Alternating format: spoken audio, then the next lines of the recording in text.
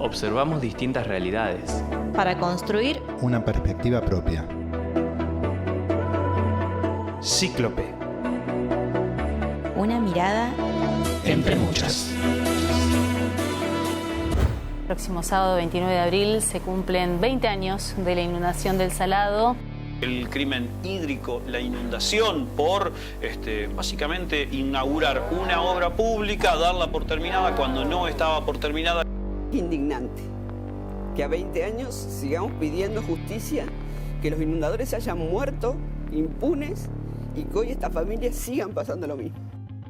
A 20 años de la inundación, ¿qué aprendimos?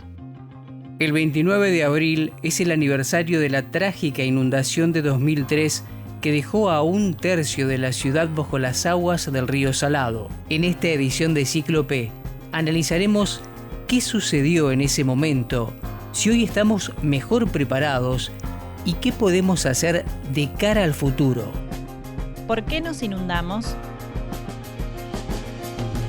Bueno, la ciudad de Santa Fe se termina inundando en el 2003 propiamente por una mezcla y una combinación de hechos. La ciudad de Santa Fe, una ciudad que siempre presentaba dificultades ante crecidas de río, un periodo húmedo extenso que venía dando ya señales. Ya en noviembre había habido evacuados en distintas localidades del norte de la ciudad y del norte, digamos, también de la provincia. A los valores de caudales que se produjeron en el río Salado en esa época excedieron largamente los estimados en base, digamos, a la historia del río Salado.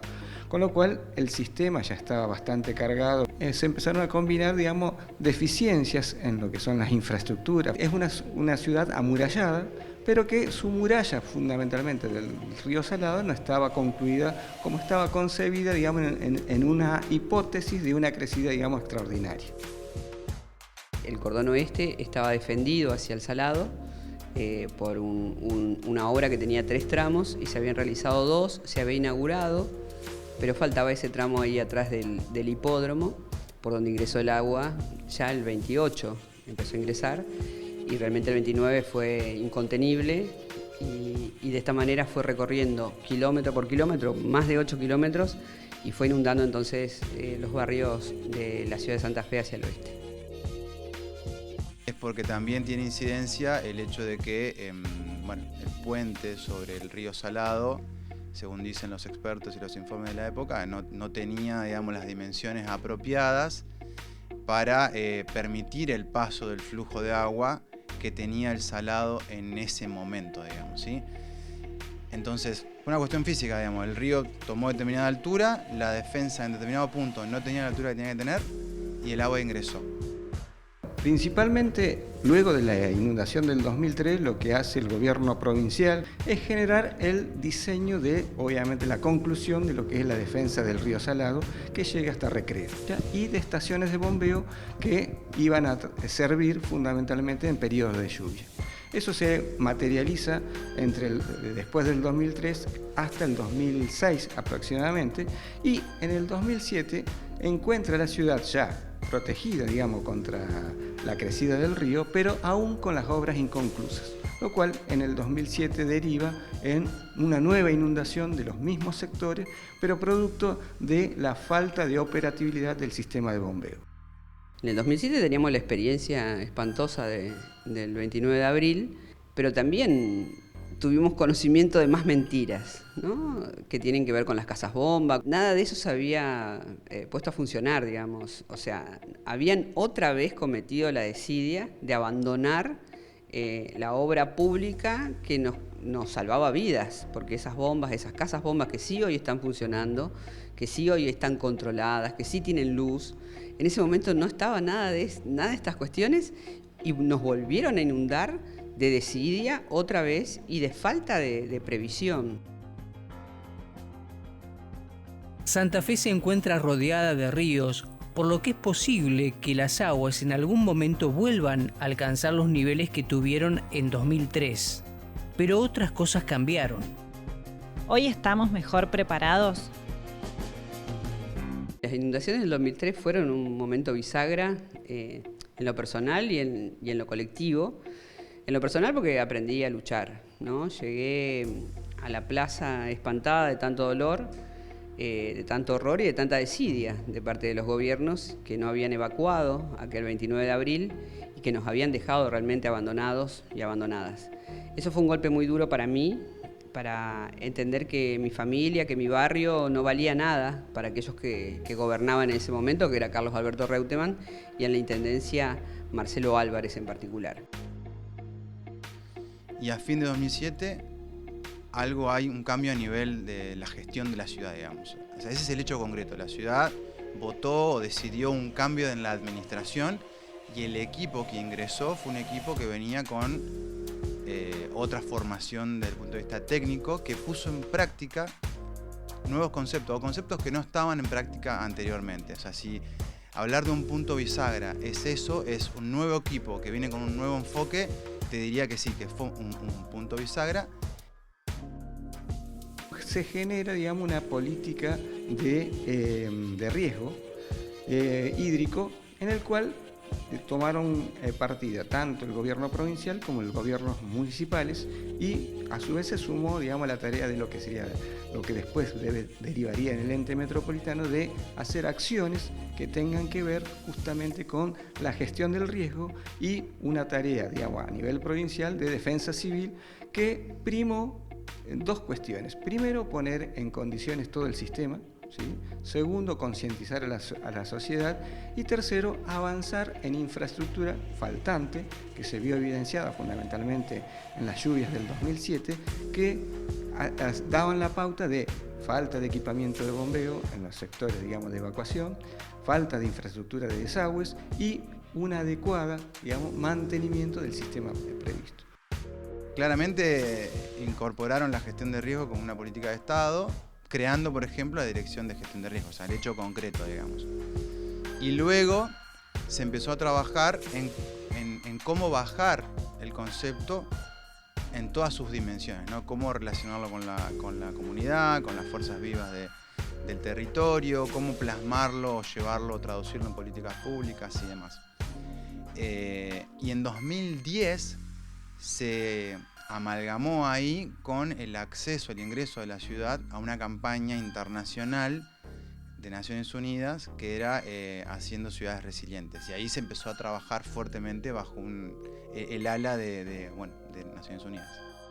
A partir del 2008 en adelante se produjeron, digamos, acciones y obras que paulatinamente fueron concretándose, las que estaban previstas dentro del plan director, o sea, iniciándose con el desagüe Entre Ríos y el Larrea a fines del 2007 y principio del 2008, para luego ir concretando a lo largo de estos 20 años un montón de obras troncales que hoy hacen que la ciudad esté mejor preparada.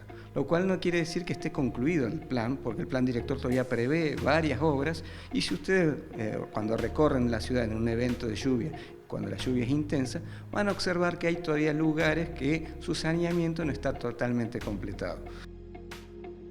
Fuimos aprendiendo un montón de cómo se licita una obra pública, de quiénes son los que siempre ganan las obras públicas.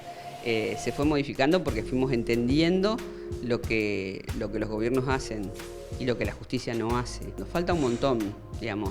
Los planes de contingencia tienen que estar permanentemente revisados y permanentemente hablados desde las escuelas, ¿no? Esto me parece que es una cuestión de educación popular permanente.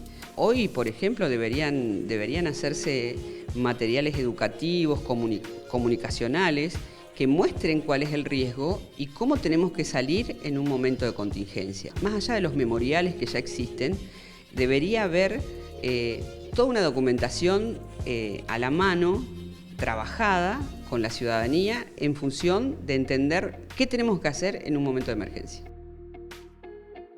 Sin dudas estamos mejor preparados porque ha habido conquistas en torno a la problemática, o sea, la defensa que no estaba terminada se terminó, los reservorios y las estaciones de bombeo que en 2007 no estaban funcionando como correspondía, están funcionando.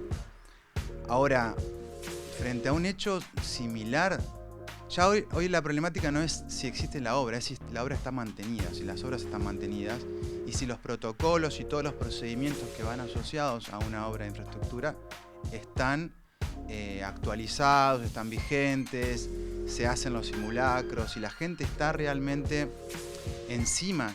La gente, digo, la comunidad, las instituciones, los funcionarios, los técnicos, si todos saben cómo debe funcionar. Capaz que la ciudad de Santa Fe sí está preparada.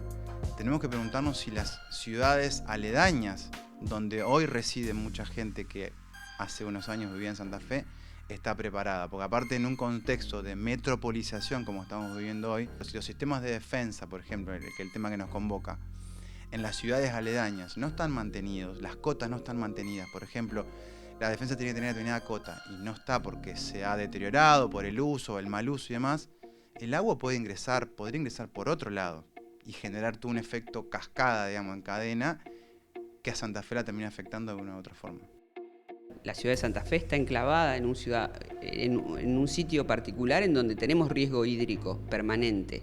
Y esto lo tiene que saber toda la ciudadanía y nos tenemos que manejar en esta cuestión. Falta muchísimo trabajar el tema de los residuos, de la basura, porque también eso es un problema y nos trae problemas con las inundaciones por lluvia. Y después falta una infraestructura de obra pública que tenga que ver con desagües, que todavía sigue muy atrasada. Todavía hay muchos barrios que se siguen inundando por lluvia, y si bien tenemos una defensa bien consolidada hacia el oeste hoy, todavía faltan defensas hacia la costa, hacia el otro lado, ¿no? Hacia Rincón, Arroyo Leyes. Me parece que todavía falta un montón y debería ser prioridad para los gobiernos porque vivimos acá, ellos gobiernan acá y deberían saber realmente y ejecutar lo que necesitamos para no volver a inundarnos. Y luego fortalecer todos esos otros mecanismos no estructurales, zonificación, control de cómo y dónde se construye, cuáles son los procedimientos que hay que cumplir en caso de que algo no salga como uno lo espera. Y a su vez, cómo se van encadenando los problemas, ¿no? Las inundaciones con otras cuestiones que una ciudad padece, que son la vulnerabilidad, la pobreza, la falta de empleo, o sea, otras cuestiones que complejizan aún más el problema. La resiliencia es un concepto que si lo tomás puede ser vacío o puede tener mucho contenido. Nosotros aprendimos y salimos adelante con todo el dolor, ¿no? Pudimos, sobre todo los que luchamos, con la angustia que tenemos, con el cansancio que tenemos después de 20 años de luchar, seguimos entendiendo que la mejor manera, la única forma es la justicia, ¿no? Nunca pensamos en la venganza, siempre pensamos en la justicia. Lo que sí los gobiernos me parece que no aprenden, todavía les falta humanidad. Y la sociedad santafesina ojalá que entiendan, ¿no? Que existe un oeste, que el oeste vive distinto, que no es peligroso, sino que está en otras condiciones económicas y que somos siempre los mismos los que pasamos por situaciones de abandono. Entonces, ojalá que la ciudad de Santa Fe entienda en su conjunto que si no peleamos juntas y juntos, también eso trae desgracia a la ciudad seca. También trae inconvenientes económicos. Históricamente nos fuimos 10 años para atrás. Económicamente nos fuimos 10 años para atrás. Y esto no solamente perjudica al cordón oeste de la ciudad de Santa Fe, sino a la ciudad en su conjunto. Las catástrofes nos ponen en crisis, pero ante eso es posible que ciudades, instituciones, sistemas y comunidades salgan más fortalecidos. Recordar para no repetir.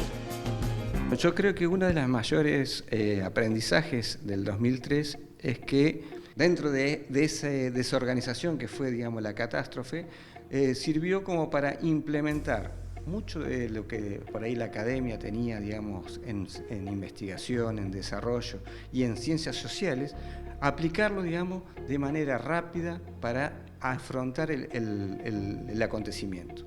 Pero luego dejó la enseñanza de que la única forma de que la sociedad tome conciencia, que esté mejor preparada y que obviamente lleguemos a tener digamos, la infraestructura adecuada, es justamente un trabajo conjunto de los distintos sectores de la sociedad y de los distintos actores. La memoria es importantísima y es muy valorable estar hoy a los 20 años de la inundación y a los 21 y a los 22 y seguir hablando del tema. Es importante porque hay que, por un lado, entender por qué pasó lo que pasó, porque eso nos permite ver si no puede pasar de nuevo con otras obras. En aquel momento pasó una cuestión, una obra hídrica de defensa, pero pueden pasar cuestiones similares o con similar impacto por otra cuestión, una obra vial, una obra hospitalaria, o sea, de otra índole. No miremos solamente la amenaza del agua, miremos otra, el dengue que está hoy en día, la sequía, que es otra amenaza. Entonces, saber qué pasó y cuáles fueron los mecanismos que funcionaron y que no funcionaron es importante para poder blindarse de acá al futuro. Básicamente es conocer para proyectar y desarrollarse. Para nosotros la efeméride tiene muchísima importancia porque en realidad tiene que ver con la visibilización de todo el dolor y todo lo que aprendimos. La memoria nos enseñaron las madres de Plaza de Mayo. Ellas con la memoria pudieron construir la verdad, que no es una verdad caprichosa, ¿no? Es una verdad que tiene muchos fundamentos y esos fundamentos también estuvieron puestos en la justicia. Y como la justicia nos siguió dando vuelta la cara, creemos que es fundamental tener memoria para que un pueblo recuerde y sepa lo que pasó concretamente ese 29 de abril.